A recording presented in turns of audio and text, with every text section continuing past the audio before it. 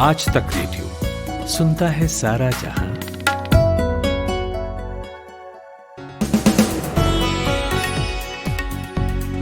नमस्कार, 8 जनवरी है आज, दिन है शुक्रवार और हाजिर हूं मैं नितिन ठाकुर लेकर evening news and analysis podcast दिन भर।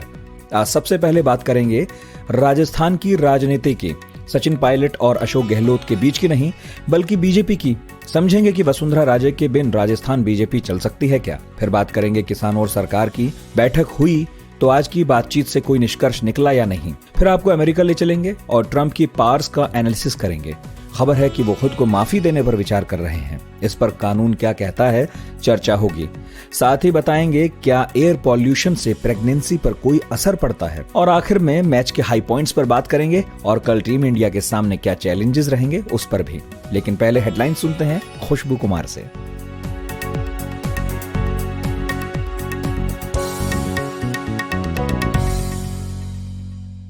कृषि कानूनों के मुद्दे पर किसानों और सरकार के बीच आज 9वें दौर की बातचीत बेनतीजा रही। सरकार और किसान अपने अपने रुख पर अड़े हुए हैं। अब अगले दौर की बातचीत 15 जनवरी को होगी।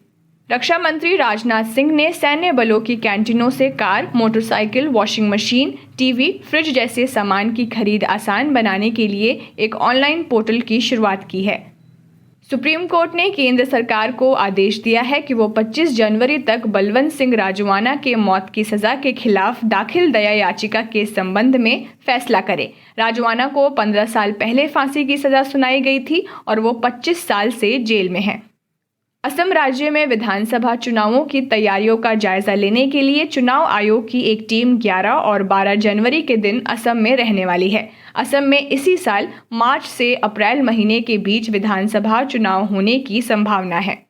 उत्तर प्रदेश के बदायूं में महिला के साथ गैंगरेप और हत्या की घटना के मुख्य आरोपी महंत सत्यनारायण को पुलिस ने गिरफ्तार कर लिया है। वो 2 दिन से फरार था। बर्ड फ्लू के संकट के बीच WHO ने बयान जारी कर कहा है कि अच्छी तरह साफ कर व पकाकर चिकन और अंडे खाए जा सकते हैं, क्योंकि इन्हें जिस तापमान पर पकाया जाता है उससे वायरस मर जाता है। संयुक्त राष्ट्र में अमेरिकी दूत केली क्राफ्ट की ताइवान यात्रा पर चीन बिफर गया है। चीन ने अमेरिका को धमकी दी है कि अगर केली क्राफ्ट आने वाले दिनों में ताइवान की यात्रा करती हैं तो इसकी भारी कीमत चुकानी पड़ेगी। मकान खरीदने की इच्छा रखने वालों को भारतीय स्टेट बैंक ने अच्छी खबर दी है। बैंक ने होम लोन की दरों में 30 बेसिस पॉइंट यानी 0.3% की कटौती की है। अमेज़न के जेफ बेजोस को पीछे छोड़ टेस्ला के CEO एलन मस्क दुनिया के सबसे अमीर शख्स बन गए हैं। एलन मस्क की नेटवर्थ 188 बिलियन US$ से अधिक हो गई है। और सिडनी टेस्ट के दूसरे दिन भारत ने ऑस्ट्रेलिया को 338 रन पर आउट करने के बाद अपनी पहली पारी में 2 विकेट खोकर 96 रन बना लिए हैं। चेतेश्वर पुजारा और अजिंक्य रहाणे क्रीज पर मौजूद हैं। – 2020 में राजस्थान की राजनीति में कांग्रेस के अशोक गहलोत और सचिन पायलट की तनातनी छाई रही। लेकिन अब बात करते हैं बीजेपी में चल रही अंदरूनी तनातनी की। आज बीजेपी के प्रदेश अध्यक्ष सतीश पूनिया विधानसभा में leader of opposition Gulabchand Kataria और उपनेता प्रतिपक्ष राजेंद्र राठौड़ जेपी नड्डा से मिलने के लिए दिल्ली पहुंचे। कहा गया कि नड्डा ने इन्हें दिल्ली तलब किया था। इस मुलाकात और बैठक में क्या कुछ हुआ इसको लेकर तो कहीं कोई सुर्खी नहीं है, लेकिन इस बात की चर्चा ज्यादा रही कि राजस्थान की पूर्व सीएम और भाजपा नेता वसुंधरा राजे को इस बैठक में बुलाया क्यों नहीं गया।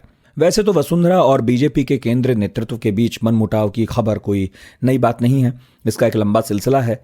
ऐसे में वसुंधरा को ना बुलाने को किस तरह देखा जाए? क्या राजस्थान की राजनीति में वसुंधरा का कद लगातार छोटा किया जा रहा है? कई सवाल हैं जिनके जवाब तलाशने के लिए हमने बात की जयपुर से आज तक रेडियो रिपोर्टर शरद कुमार से और उनसे पूछा कि दिल्ली में जो मुलाकात हुई उसके सियासी मायने क्या हैं? कहीं ये प्रदेश में किसी बड़े उलटफेर की सुगबुगाहट तो नहीं? देखिए, ये चौंकाने वाली बात रही, क्योंकि जिस तरह से अचानक से प्रदेश अध्यक्ष सतीश पूनिया, नेता प्रतिपक्ष गुलाबचंद कटारिया और प्रतिपक्ष के उपनेता राजेंद्र राठौड़ को बुलाया गया है अचानक दिल्ली से। जेपी नड्डा की आवाज पर ये मीटिंग हो रही है। हर कोई चौंक गया कि अचानक से इस तरह से 3 नेताओं को क्यों बुलाया गया। पूर्व मुख्यमंत्री वसुंधरा राजे को इस बारे में कुछ बताया नहीं गया है। वो अपने धौलपुर में राजमहल में है, तो इसलिए तरह तरह के कयास लगाए जा रहे हैं कि आखिर क्यों अचानक से इस तरह से जेपी नड्डा ने मीटिंग बुलाई है।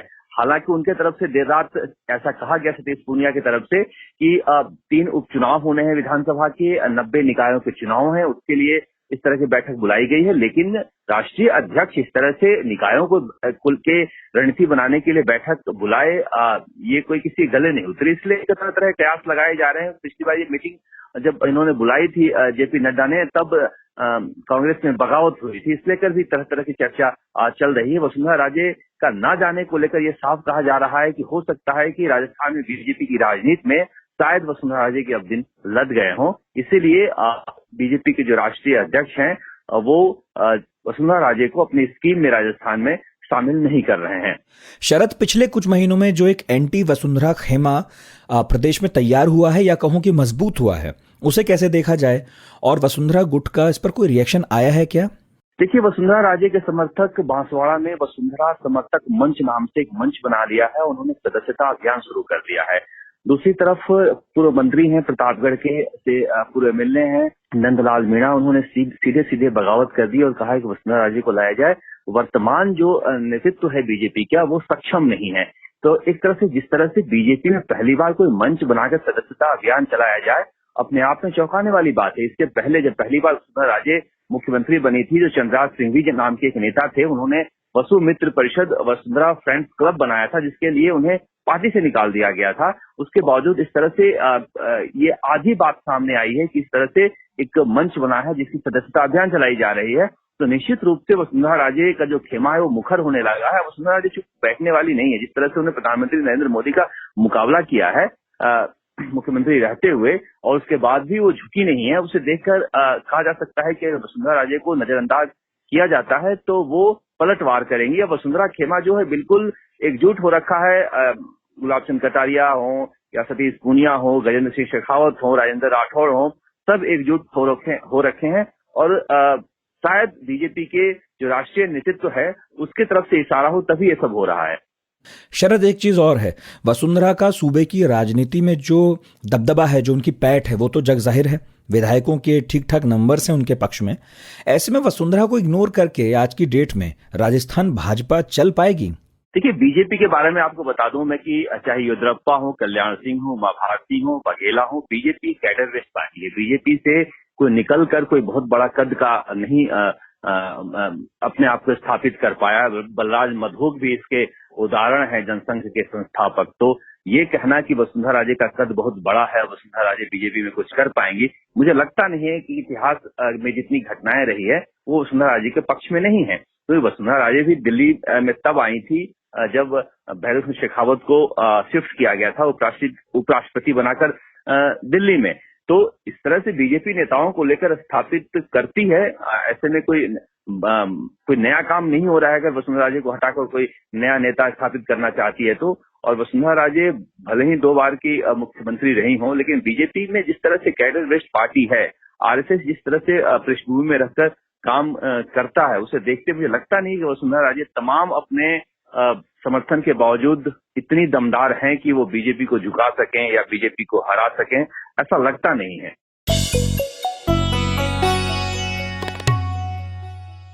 बात अब किसान आंदोलन की, जहां सरकार और किसानों के बीच डेडलॉक बरकरार है। फिर से किसान संगठनों और सरकार के बीच आज विज्ञान भवन में बैठक हुई। 9वां दौर था बातचीत का। इस बैठक में क्या हुआ, कोई निष्कर्ष निकला या नहीं, या फिर फंसी हुई बातचीत और फंस गई है? मैंने बात की इंडिया टुडे टीवी के national affairs editor Rahul Shrivastava से। देखिए, कुल मिलाकर के अगर देखा जाए तो इस मीटिंग में जाने से पहले किसान नेताओं ने साफ कर दिया था कि वो किसी दरमियाने रास्ते के लिए तैयार नहीं है। उनका कहना था कि उनकी 2 मांग हैं, एक ये तीनों बिल वापस किए जाएं और सरकार एक कानूनन गारंटी दे एमएसपी को लेकर के, और उनका कहना था कि इससे कम कुछ भी वो बात करने को तैयार नहीं है। लेकिन चूंकि सरकार ने बातचीत का न्योता दिया था, तो आज जब बातचीत शुरू हुई, इस बैठक में सरकार की तरफ से कई बार ये प्रपोजल आया कि कुछ ऐसे मामले हो सकते हैं जिन पे सरकार आपकी तरफ से प्रपोजल आए तो सरकार बदल सकती है। किसानों ने 2 टूक जवाब दिया कि नहीं, हमें बिल वापस चाहिए और एमएसपी पे गारंटी चाहिए। इसको देखते हुए सरकार की तरफ से भी ये पहली बार क्लियरली बोला गया कि बिल वापस नहीं हो सकते हैं और आगे की मुद्दों पे बातचीत हो सकती है। सरकार ने इस दौरान में ये भी कहा कि देखिए, अगर आप चाहें तो यह मामला सुप्रीम कोर्ट में तय हो सकता है और सुप्रीम कोर्ट अगर इन 3 बिलों को अवैध घोषित करती है तो सरकार बिल वापस ले लेगी। लेकिन अगर सुप्रीम कोर्ट इनको वैध ठहराती है तो किसानों को अपनी प्रोटेस्ट को बंद करना होगा। इसको लेकर के जब बातचीत थोड़ी ज्यादा आगे गई तो किसान नेताओं की तरफ से मत ये आया कि देखिए सुप्रीम कोर्ट का मामला बहुत लंबा चल सकता है। तो आखिरकार में जब बैठक उठी है उससे कुछ देर पहले कृषि मंत्री ने यह कहा कि अगर आप कोर्ट में मामले को तय करने के लिए तैयार हैं, एक कानूनी निष्कर्ष के लिए जो कि न्यायालय से आए, उसके लिए सुप्रीम कोर्ट से सरकार याचिका डाल सकती है कि इस मामले पे डेली सुनवाई यानी डे टू डे हियरिंग करके इस मामले का निस्तारण जल्द किया जाए।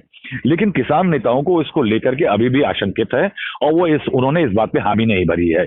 दूसरा एक प्रपोजल और सरकार की तरफ से और आया है कि एक इनफॉर्मल समिति का गठन किया जाए जिसमें सरकार और किसान नेता दोनों हो और वो पॉइंट ऑफ कन्वर्जेंस यानी दोनों तरफों को जो मुद्दे उनको एक्सेप्टेबल हो या सोल्यूशन हो सकते हैं उनको सजेस्ट करे। और उसमें एक ये भी बात सरकार ने कही कि जरूरी नहीं है कि कोई साइड या दोनों साइड उसको माने, अगर चाहें तो उसको रिजेक्ट कर सकते हैं। ये कंडीशन सरकार ने लगाई। अब इस मामले पे जो यूनियन है वो बाहर आए हैं और उनका कहना है कि वो इस तरह के बातचीत से तैयार नहीं है, सरकार की तरफ से ठोस प्रपोजल चाहते हैं, लेकिन अभी भी वो बातचीत नहीं तोड़ रहे हैं। 15 जनवरी को अगली बातचीत मुकर्रर हुई है और उसमें बातचीत आगे बढ़ेगी। राहुल जी, सरकार की तरफ से जो प्रपोजल की बात आप बता रहे हैं, किसानों का इस पर क्या रिएक्शन है? देखिए, किसानों का रिएक्शन ये साफ है कि वो चाहते हैं कि सरकार अपने लेवल पे तुरंत इस मामले पे हाँ या ना कहे। कि उनकी डिमांड है अगर कि बिलों को वापस लिया, तीनों कानूनों को वापस लिया जाए और एमएसपी पे एक कानूनी गारंटी दी जाए। वो इसके अलावा किसी चीज पे तैयार नहीं है। तो उन्होंने बातचीत के दौरान सुप्रीम कोर्ट में मामले का निस्तारण की बात को लेकर के कहा कि सुप्रीम कोर्ट में अगर हियरिंग चलेगी तो वो बहुत लंबा समय लेगी और वो किसानों के हित में नहीं होगा, इसलिए वो इस चीज के लिए तैयार नहीं है। दूसरा उनका कहना है कि कोई इनफॉर्मल कमेटी अगर गठन की होती है तो उसका कोई वैधानिक वो नहीं स्वरूप नहीं होगा, उसके कारण से सरकार नहीं मानेगी डिमांड और किसान नहीं मानेंगे। उन्होंने मीटिंग में एक बात बहुत अहम कही कि आज की तारीख में किसान खासकर पंजाब और हरियाणा में जिस लेवल पे पहुंच गए हैं, नाराजगी जिस तरह से है, अगर ये किसान नेता किसी भी दरमियाने समझौते को लेकर के जाएंगे तो उनके लिए भी बहुत मुश्किल है। यानी कुल मिलाकर मामला जस का तस बना हुआ है और ये जो लड़ाई किसानों और सरकार के बीच थी, अब धीरे धीरे इसका रूप तब्दील होता जा रहा है। सिख गुरु तेग बहादुर के 400वें प्रकाश पर्व पर गुरुद्वारा प्रबंधक कमेटी ने इस बार प्रधानमंत्री नरेंद्र मोदी को आमंत्रित नहीं किया है। कमेटी के इस फैसले को लेकर विवाद बढ़ा है, कांग्रेस ने इसकी आलोचना की है, तो आम आदमी पार्टी ने इसे मौजूदा हालात के हिसाब से सही बताया है। वहीं अकाली दल ने कहा कि कमेटी का स्वतंत्र फैसला है जिसमें किसी तरह की राजनीति नहीं हुई। बयानों की फहरिस्त के बीच पंजाब के कैबिनेट मिनिस्टर सुखजिंदर सिंह रंधावा का ये बयान सुनिए। गुरु तेग बहादुर जी सब के सांझे गुरु थे और उन्होंने हिंदुओं की खातिर अपनी कुर्बानी दी और हिंद की चादर पड़ी। हमारा धर्म जो है वो ईर्ष्या बिल्कुल नहीं सिखाता। गुरु साहब ने जो हमारे 10वें गुरु थे, उन्होंने तो औरंगजेब को भी बख्श दिया था जफरनामे पर, ऐसी चपेट लगाई। तो मेरे ख्याल में ये एसजीपीसी का छोटापन, और जो मैं एसजीपीसी नहीं कहूंगा, बादल परिवार की जो बात है, जो उनका दुख है कैबिनेट से निकलने का, वो प्राइम मिनिस्टर को दिखाना चाहते हैं। मैं नहीं कहूंगा कि बीबी जगीर कौर है, डायरेक्ट अकाली दल है, बादल परिवार इसके ऊपर काबिज है। ये तो उनके आगे माउथ पीस है। पहले लोंगोवाल साहब थे, उससे पहले कोई और था, उससे पहले कोई और था। अमेरिकन कांग्रेस में कल जो कुछ हुआ उसकी कई तस्वीरें और वीडियोस आपकी नजरों से होकर अब तक गुजरे ही होंगे। हिंसा और तोड़फोड़ के बाद अब ज्यादातर उंगलियां डोनाल्ड ट्रंप की ओर उठ रही हैं। कई सांसद चाहते हैं कि ट्रंप को हटाया जाए। कई लोग भड़काऊ भाषण देने के लिए ट्रंप पर लीगल एक्शन की मांग कर रहे हैं। मगर राष्ट्रपति होने के नाते ट्रंप के पास एक ऐसी ताकत है जो फ्यूचर में होने वाली किसी भी तरह की कानूनी परेशानी से उन्हें बचा सकती है। और अब ट्रंप जो है उसके इस्तेमाल के लिए अपने सलाहकारों से राय ले रहे हैं। इस पावर के तहत राष्ट्रपति ट्रंप सेल्फ पार्डन यानी खुद को माफी देने पर विचार कर रहे हैं। तो क्या है अमेरिकी राष्ट्रपति के पास माफी के अधिकार की ये ताकत जिसकी चर्चा हो रही है और जिस पर ट्रंप कानूनी राय ले रहे हैं, बता रही हैं इंडिया टुडे टीवी की foreign affairs editor Geeta Mohan. America में एक बहुत ही यूनिक फीचर है उनके कॉन्स्टिट्यूशन में, उनके पूरे सिस्टम में, वो है कि राष्ट्रपति किसी को भी पार्डन कर सकते हैं, किसी को भी माफी दे सकते हैं, चाहे वो क्राइम बड़ा से बड़ा क्यों ना हो। तो उसके तहत अगर आप देखें, इस कुछ बीते हफ्तों में राष्ट्रपति ट्रंप ने कई सारे अपने लॉयलिस्ट को प्रेसिडेंशियल पार्डन, मतलब कि राष्ट्रपति के तरफ से जो माफी होती है वो दिया है। वो इसलिए क्योंकि वो जानते हैं कि इन लॉयलिस्ट को फ्यूचर में जब बाइडेन आ जाएंगे और कोई भी इन्वेस्टिगेशन खुलता है तो ये लोग सब मुसीबत में आ सकते हैं या फिर अपना मुंह खोल सकते हैं, जिससे ट्रंप मुसीबत में आ सकता है।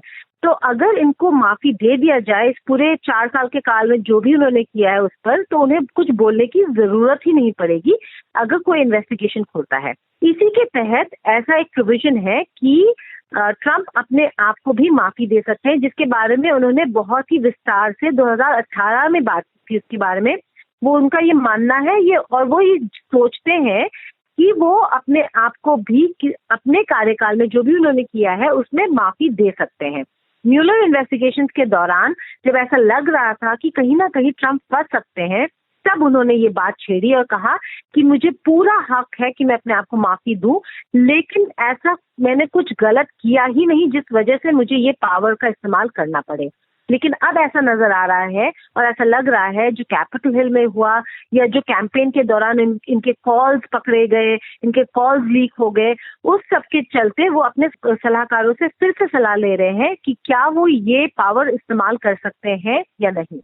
गीता जी, कानून क्या कहता है अमेरिका का इसे लेकर? क्या कोई व्यक्ति खुद के केस में जज हो सकता है? अगर जज ज्यूरी की बात करें तो ट्रंप का मानना है कि उनके पास एब्सोल्यूट राइट है, पूरा हक है कि वो अपने आप को माफी दे सकते हैं। 13 दिन बच गए हैं तो बहुत ही सोच विचार कर रहे हैं कि जो कैपिटल हिल में इंसिडेंट हुआ है, जिसके बाद अगर आप वीडियोस देखें जिसमें भड़काऊ वीडियोस थे, भड़काऊ स्टेटमेंट थे ट्रंप के, उससे उनको काफी मुसीबतें का सामना करना पड़ सकता है। जिस वजह से अगर आप देखें वो अब इसके बारे में बात कर रहे हैं, जबकि 2018 में उन्होंने बोला था कि उनको जरूरत नहीं पड़ेगी क्योंकि उन्होंने कुछ गलत नहीं किया है। लेकिन कैंपेन के दौरान और अभी जो हो रहा है उसके तहत उनको लगता है कि उनको शायद जरूरत पड़े। लेकिन अगर कॉन्स्टिट्यूशन की बात करें तो legally speaking American constitution interpretation पर भी बहुत डिपेंड करता है, और जितने भी कॉन्स्टिट्यूशनल एक्सपर्ट्स हैं और लॉयर्स हैं उनका ये कहना है कि उनके जो फाउंडिंग लीगल प्रिंसिपल्स हैं उसमें अगर आप जज ज्यूरी की बात करते हैं तो कोई खुद के लिए जज और ज्यूरी नहीं बन सकता है। तो जो सेल्फ पार्डन है वो जो अमेरिकन कॉन्स्टिट्यूशन के प्रिंसिपल्स है उसके तहत नहीं आता है और इनकंसिस्टेंट माना जा रहा है। लेकिन ये फिर एक इंटरप्रिटेशन की बात है, वो अपने सलाहकारों से सलाह ले रहे हैं। ये किसी भी राष्ट्रपति ने इससे पहले कोशिश नहीं की। ये इतिहास में पहली बार होगा अमेरिकन पॉलिटिकल हिस्ट्री के कि किसी राष्ट्रपति ने अपने आप को पार्डन करा है, अपने आप को माफी दी है। लेकिन ये कंप्लीटली अनइमेजिनेबल भी नहीं है। तो अभी ये सब लीगल डिपार्टमेंट के तहत डिस्कशंस चल रहे हैं, वो अपनी सलाह ले रहे हैं। लेकिन ज्यादा से ज्यादा कॉन्स्टिट्यूशनल एक्सपर्ट ये कह रहे हैं कि ये हक ट्रंप को नहीं है। ट्रंप का कहना है कि उनके पास ये हक है। इंटरप्रिटेशन पर डिपेंड करता है।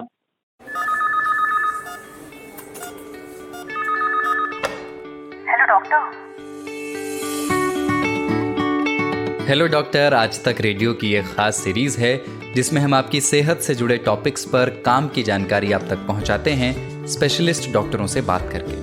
यानी अलग अलग बीमारियों पर मशहूर डॉक्टरों का ज्ञान, उनकी सलाह घर बैठे आप तक पहुंचती है हर मंगलवार सुबह आज तक रेडियो पर।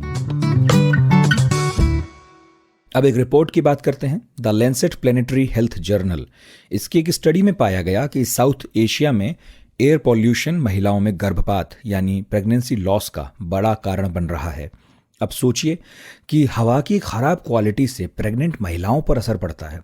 रिपोर्ट के अनुसार ऐसे मामले नॉर्थ इंडिया और पाकिस्तान में सबसे ज्यादा दर्ज हुए हैं। हर साल अप्रॉक्सीमेटली 3,49,681 गर्भपात के मामले साउथ एशिया में दर्ज होते हैं। इसका बड़ा कारण PM 2.5 कंसंट्रेशन वाली हवा है, जिसका सेवन प्रेग्नेंट महिलाओं के लिए हानिकारक साबित हो रहा है। इस पर और ज्यादा जानकारी के लिए मैंने बात की Kerala federation of obstetrics and gynaecology के infertility specialist doctor M Venugopal से। उनसे पूछा कि प्रेग्नेंट महिलाओं को एयर पॉल्यूशन से किस तरह की परेशानियां हो सकती हैं।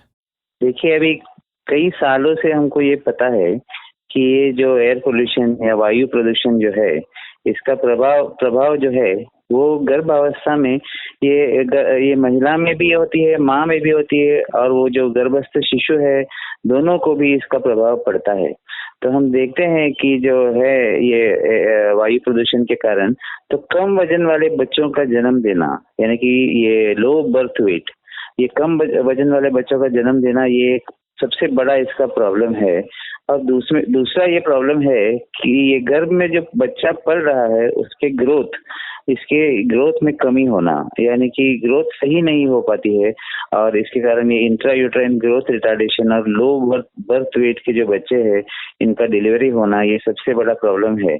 और अभी जो स्टडीज हो रहे हैं उसमें ऐसे भी दिख रहा है कि अबॉर्शन, यानी कि पहले 3 महीने में ये जो गर्भ है उसमें ब्लीडिंग होना या बच्चा का बड़ा नहीं होना, और इस कारण से ये डिलीवरी को टर्मिनेट करना, ये सब करना पड़ता है। ये अभी नए स्टडीज में ज्यादा ऐसे भी दिख रहा है। इसीलिए ये अभी बहुत एक चिंता का विषय बन चुका है ये वायु प्रदूषण और ये इसका प्रभाव। डॉक्टर साहब, ये कौन से पॉल्यूटेंट्स हैं जिनसे प्रेग्नेंट महिलाओं को ज्यादा समस्या है? हाँ, ये अभी जो है हमको ये पता होना चाहिए कि हम आज जिस युग में रह रहे हैं यहाँ पे हमको बहुत सारे प्रॉब्लम्स हो रहे हैं, क्योंकि हमारा जो डेवलपमेंट है इसके कारण बहुत प्रॉब्लम्स है। तो छोटी छोटी प्रॉब्लम्स है, जैसे कि हमारा ट्रांसपोर्ट, जो बसेस और कार से गैस का एमिशन होता है, फिर ये जो टोबैको, ये स्मोकिंग, इसके कारण टोबैको से जो आता है, फैक्ट्रीज में से जो धुआं निकलता है, फैक्ट्री से धुआं जो निकलता है बहुत बड़ा प्रॉब्लम है।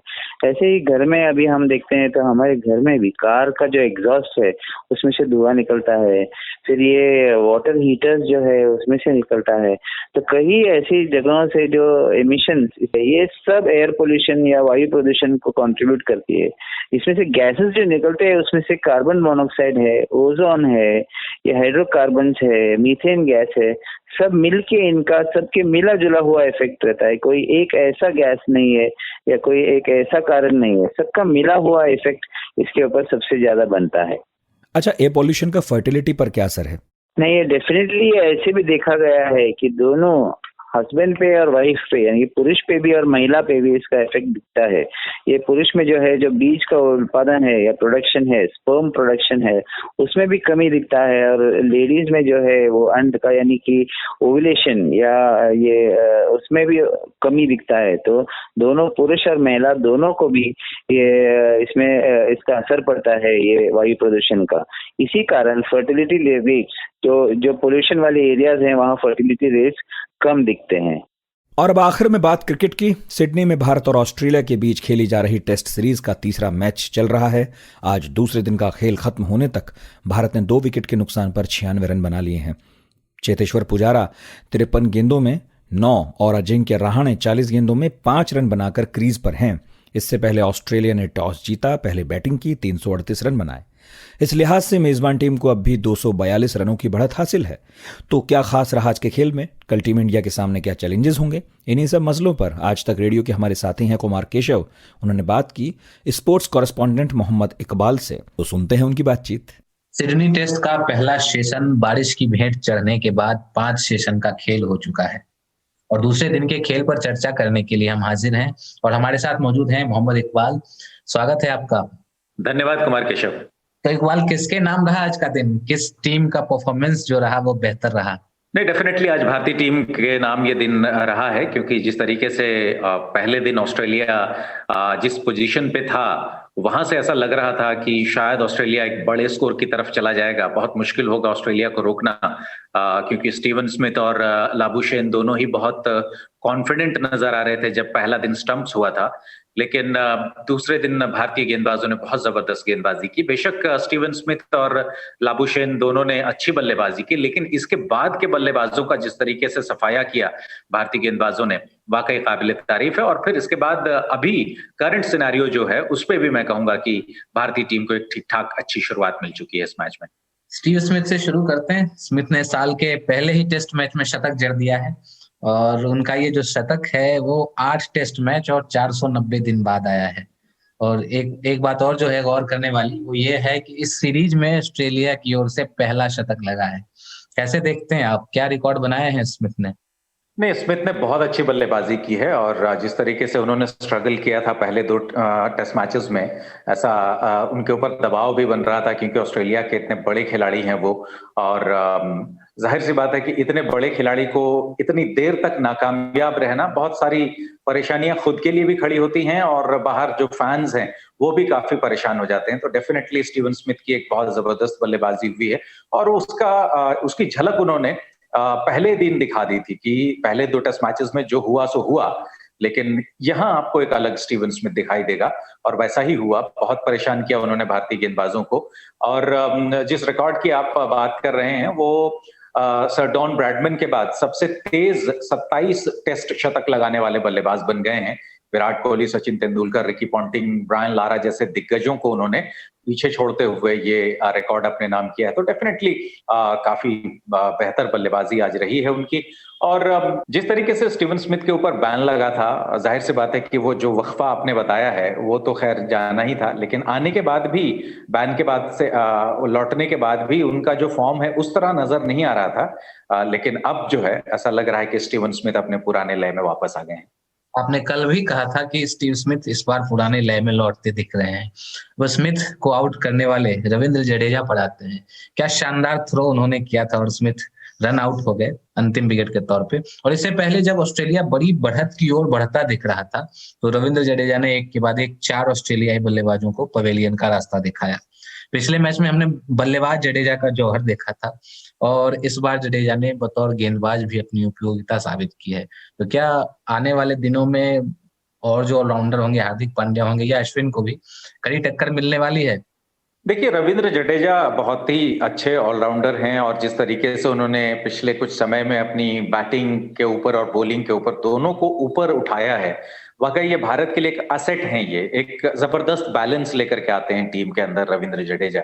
और आज के परफॉर्मेंस की अगर बात करें तो वाकई जिस तरीके से आर अश्विन को सफलता नहीं मिल रही थी, आर अश्विन को जिस तरह से मानो कि एकदम निगेट कर दिया था ऑस्ट्रेलियाई बल्लेबाजों ने, वहां जडेजा ने अपनी उपयोगिता साबित की और खासतौर पर लाबुशेन का विकेट, वहां से एक द्वार खोला उन्होंने। और न सिर्फ लाबुशेन का विकेट लेने के बाद एक द्वार खुली, इसके बाद अन्य गेंदबाजों ने भी जो है उनको मौका मिला और उन्होंने भी विकेट हासिल किया। तो रविंद्र जडेजा का जो परफॉर्मेंस है वो बहुत बहुत ऊपर है। और आज अगर ऑस्ट्रेलिया 500 या 450 स्कोर नहीं कर सका तो इसके पीछे सिर्फ और सिर्फ मैं कहूंगा कि रविंद्र जडेजा जिम्मेदार हैं। जिस तरीके की उनकी गेंदबाजी, और वो स्टीवन स्मिथ खैर वो आखिरी विकेट के तौर पर आउट हुए, लेकिन फिर भी अगर वो रुक जाते तो कुछ और रन ऐड हो सकते थे। तो जडेजा का ये दिन पूरी तरह से रहा है भारतीय गेंदबाजी की अगर हम बात करें तो। चलते चलते आखिर में क्या लगता है इस टेस्ट मैच का रुख किस ओर जा रहा है, और कल का खेल जब शुरू होगा तो भारत के बल्लेबाज क्या ध्यान में रखकर, किस टारगेट को ध्यान में रखकर उतरेंगे? देखिए, अभी से कुछ प्रिडिक्ट करना थोड़ी सी जल्दबाजी होगी। हालांकि भारत को एक अच्छी शुरुआत मिल गई है। इस पूरी सीरीज में हम अच्छी शुरुआत के लिए तरसते रहते थे। 10 तक भारत का स्कोर जा नहीं पाता था कि विकेट जो है गिरा हुआ नजर आता था। और आज भी जब मैं मैच फॉलो कर रहा था तो मैं भी देख रहा था कि 10 रन बन गए, अच्छा विकेट नहीं गिरा। इतनी खुशी हुई, इतना आनंद आया कि मैं बता नहीं सकता, क्योंकि ये हम लोग देखने के लिए तरस गए थे इस सीरीज में। तो 70 रन की पार्टनरशिप पहले विकेट के लिए जबरदस्त हुई। हालांकि दूसरा विकेट जल्दी गिर गया, लेकिन फिर भी एक ठीक ठाक स्टैंड भारत ने कर लिया है। एक अच्छी शुरुआत भारत को मिल गई है। यहां से अब मध्य क्रम के बल्लेबाजों की जिम्मेदारी आती है। चेतेश्वर पुजारा कप्तान रहाणे खेल रहे हैं, उधर हनुमा विहारी, ऋषभ पंत, जडेजा। तो बैटिंग काफी डेप्थ है और बैटिंग के लिए पिच अभी भी ठीक नजर आ रही है। अच्छी बल्लेबाजी की जा सकती है, बट मुझे ऐसा लगता है कि थोड़ा सा नेथन लायन को जो है थोड़ा संभल कर खेलने की आवश्यकता है। इसके बाद रन जरूर बनेंगे और भारतीय टीम इस मैच में ऑस्ट्रेलिया की बराबरी करके कुछ रनों की लीड भी ले सकता है पहली पारी में। ठीक है इकबाल, तो हम उम्मीद करते हैं कि भारतीय टीम अच्छी बल्लेबाजी करेगी और एक बड़ी बढ़त लेने में कामयाब हो और यहीं पे इसी मैदान पर, सिडनी के मैदान पर टेस्ट जीत करके श्रृंखला अपने नाम करे। आपने अपना कीमती समय हमें दिया, वैल्यूएबल इनपुट्स आपने दिए, इसके लिए आपका बहुत बहुत शुक्रिया। धन्यवाद कुमार केशव। तो आज के दिन भर में बस इतना ही। अगर आप हमसे कुछ कहना चाहते हैं तो लिख भेजिए radio@aajtak.com पर। हमें Jio Saavn, Spotify, Google podcast, Apple podcast पर भी आप सुन सकते हैं। इस शो की साउंड मिक्सिंग की कपिल देव सिंह ने और इसके प्रोड्यूसर हैं प्रतीक वाघमारे। मेरा नाम नितिन ठाकुर है। सुनते रहिए आज तक रेडियो। Happy weekend.